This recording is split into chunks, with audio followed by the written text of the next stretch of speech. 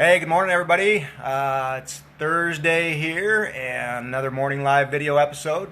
Yesterday, we covered the 7 steps that you could take now to help get your home ready to sell post-pandemic, because there's going to be a ton of buying activity going on.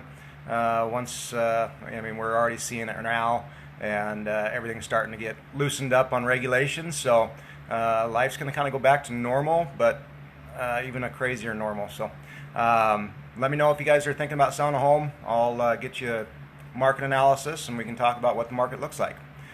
Today we've got Dominick Ferraro from GISA Credit Union. He's going to give us kind of a quick synopsis of what the mortgage industry looks like right now, because it's been a crazy world there.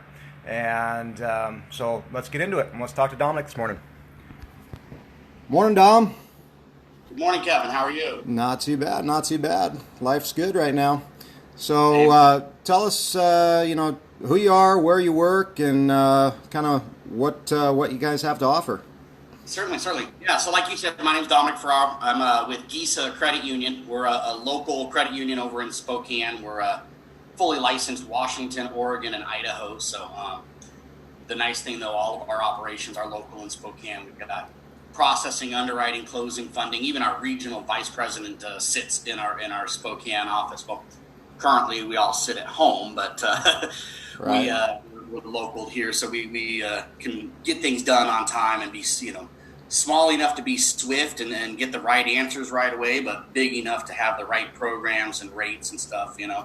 Credit unions usually lead the region for rates and fees as not-for-profit organizations, so it's good. And sure. They really focus on doing the right thing for the member, so it can make for a great experience. So nice. And what's kind of going on in the industry right now? How do you see as far as obviously we're hearing about record refis and all that stuff, and how's that affecting closings and people getting pre-qualified? Yeah, so at the beginning of the pandemic or COVID-19 outbreak, rates plummeted. I mean, I've been lending now. This is my 22nd year of lending, and I've been offering the rates I've never offered in my career. They've never been seen in U.S. history. So it did take on a lot of volume, not just at our bank, but at every mortgage company nationwide. We've seen the rates come back up a little bit since then to kind of slow the influx of lending. But they're still really good rates, so if you are already an owner and have any kind of an interest rate that's 4% or above, reach out to your mortgage professional, because there is some saving opportunities. A lot of people that bought even just 1 year ago were able to go from a 30-year mortgage down to like a 20-year mortgage without seeing much of an increase or any increase in their payment, and cut 9 years worth of payments out of their loan. So there is some very, very good opportunities to take advantage of the market right now. So definitely make that phone call if you're already making a mortgage payment. But as far as getting through the files and stuff like that, most banks, especially mine in general and stuff, will prioritize your purchase loans to make sure they hit their contract date. GISA stepped up to the plate, and we've extended our locks on our refinances to a 90-day lock to give us plenty of time to get through the files and still prioritize our purchases first to make sure they hit their contract date or are closing early on contract. But also, we've extended the locks as a courtesy to our customers that are possibly affected by the COVID-19 pandemic and aren't currently at work and can't close their loan right now. Sure. The last thing we wanted to do is take away someone's loan that they've applied for, qualified for, paid for an appraisal even possibly, and now just can't close it because they're currently not working. Right. Doing the 90-day period, it should give us plenty of time to have them get back to work and still close that deal. So we hope, anyhow, right? that is the knock on wood, Right. Who knows how much longer they want to make this craziness go, but that's a whole nother topic. What do you guys have to offer at GISA that other people don't, and what's out there for like first-time home buyers right now? Yeah, so talking a little bit just on the COVID thing, if you've already been pre-approved with any lender, depending on how long ago it was, recheck. There has been a lot of guideline changes due to the market volatility out there, especially if you are a lower credit score borrower or a higher debt to income borrower where you are borrowing at the max of your available spending limit.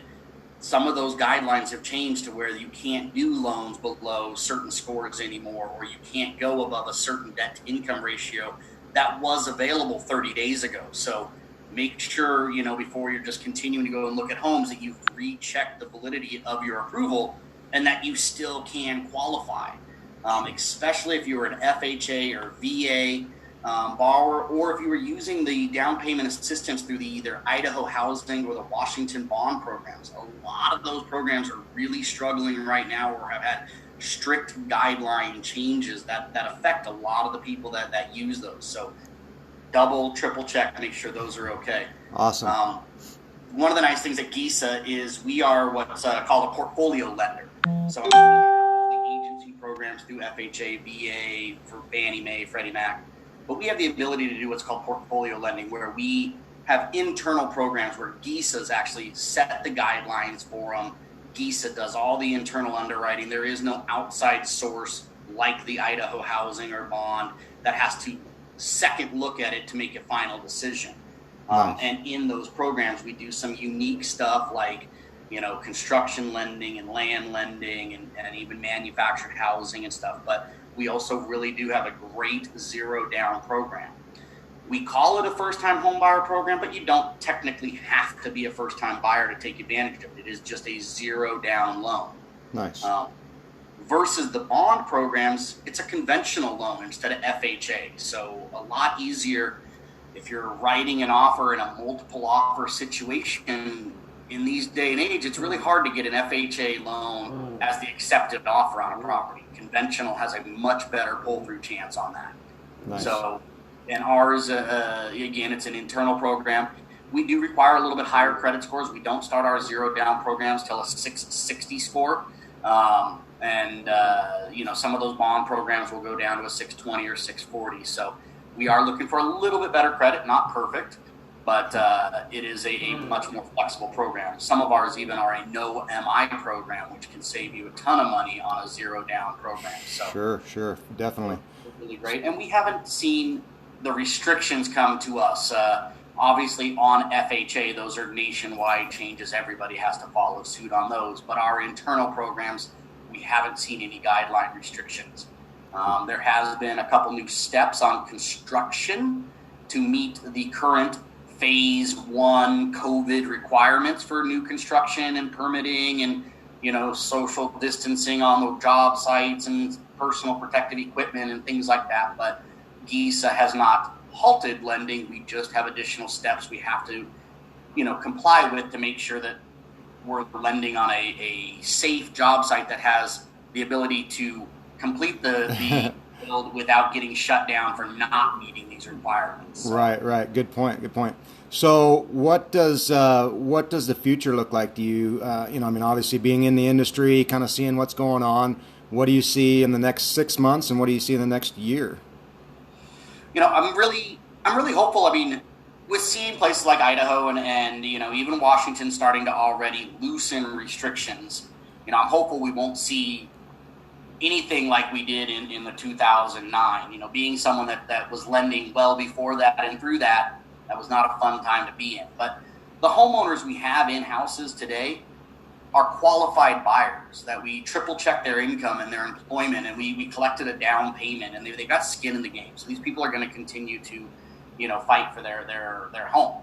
And in our market, we don't have nearly the amount of people that are furloughed or out of work right now because, our major, employment in the areas is medical and industrial and construction and tech and financial, and those industries weren't laid off during this. So we don't have nearly the people that aren't working. So, we've still seen a really solid market right now. I mean, inventory's still low, which is, causing still multiple offer situations on homes that are priced correctly, and there's a lot of buyers still out there looking at homes. Yeah. And it's only going to increase as everybody goes back to work. So, hopefully we will see just a stable market with rates low and still staying low.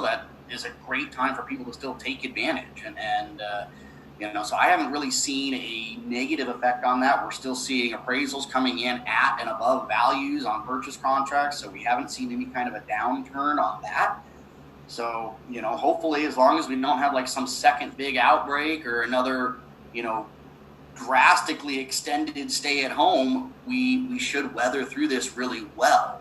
I would hope that even the guideline restrictions we've seen will lighten back up over the next 60 days, as people start paying on their mortgages again. That is one of the big things. A lot of people have put their loans into forbearance right now. And so, that's why some of the restrictions is just because of the liquidity of the servicers out there and stuff like that. It is scaring some of the investors, and that's why you're seeing these guideline restrictions. But as everybody returns to work and takes their mortgages out of forbearance and start paying again, and we don't have the foreclosure fallout that we did in the past, we should rebound hopefully just fine. Right. Like you said, I don't have that crystal ball. I definitely wish I did, but 22 years of experience, I've seen a few ups and downs in my days of doing this.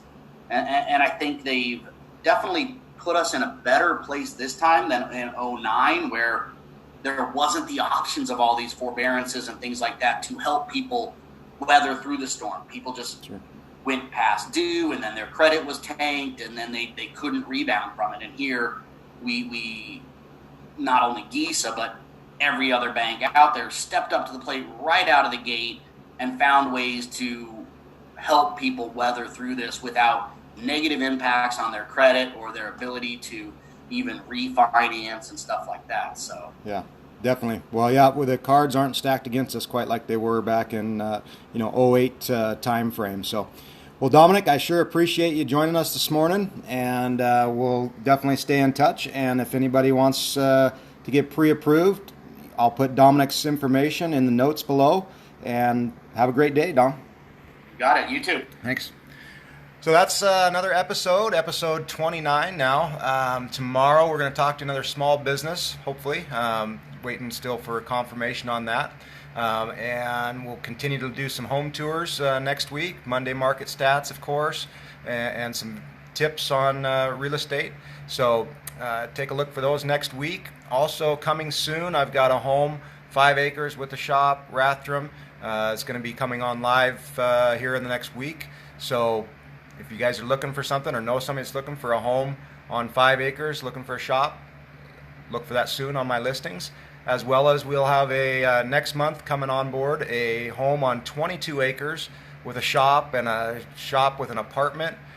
So lots of outbuildings and dividable with a home that's only 1 year old. So if you know anybody that's looking for a property where they can have multiple families on one property, got one of those coming on the market as well. So hope everybody's having a great day. It's sunny again today, and I've got a bunch of showings to go do. So enjoy your day, as I will. Have a great day, everybody. Bye.